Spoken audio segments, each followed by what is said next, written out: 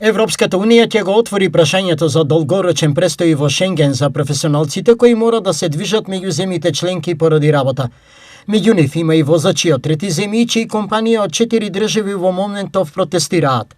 Според информациите се разгледуваат престои во Шенген зоната подолги од 90 дена, под услов тие да не се во поединечна земја членка на Европската Унија. Оваа реакција од Европската комисија доаѓа по третиот ден од протестот на балканските транспортери. Во оваа насока, македонскиот вице-премиер и министер за транспорт и врски Александар Николовски денеска побара подршка за решавање на проблемот од својот хрватски колега Олег Бутковиќ. Потребна е силна подршка од владата на Хрватска во изнаоѓање на соодветно решение на ниво на Европската Унија, со кое ќе се олесни работењето на македонските и регионални превозници. Истакна Николовски. Црногорскиот председател Јаков Милатовиќ упати писмо до Марта Кос, комесарот за проширување на Европската Унија. Итно потребни се прагматични решенија во рамките на шенгенската рамка, имајќи ги во предвид блокадите на граничните премини, но и пристаништето Бар, од каде се транспортира горивото за Црна Гора и Балканот. Од друга страна, српската влада предложи краткорочни мерки за да се избегнат последиците од блокадата. Првата краткорочна мерка која би можела да ја амортизира сегашната состојба е да се промени методологијата за пресметка на поминатото време во Шенген зоната.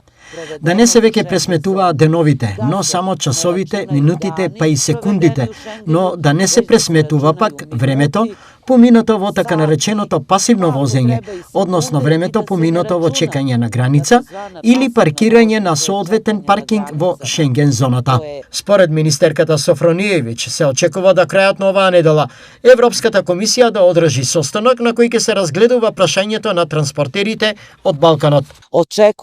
Очекуваме Европската комисија и според нашите информации дека до крајот на оваа недела да одржи состанок на кој оваа прашање ќе биде разгледано и се надеваме дека од овој состанок ќе се донесе резултат. Соочени со огромни загуби, бизнисмените од Босна и Херцеговина денеска пак ги повикаа компаниите од овој сектор да ги прекинат протестите. Ги разбираме проблемите на овие компании, бидејќи тие ги представуваат проблемите на сите бизнисмени од Босна и Херцеговина во прекуграничното работење.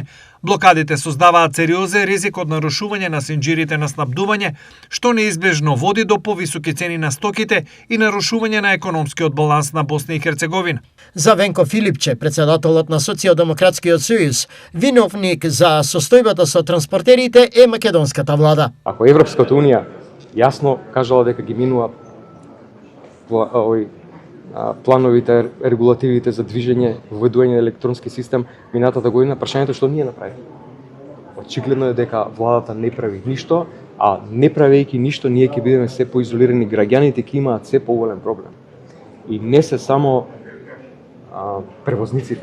Причина за протестите е третманот на професионалните возачи како обични туристи, кои право на престој во земјите на Европската Унија имаат според правилото 90-180, односно во 6 месеци тие најмногу на европските патишта можат да бидат присутни 90 дена, што компаниите ги прави нефункционални и неконкурентни.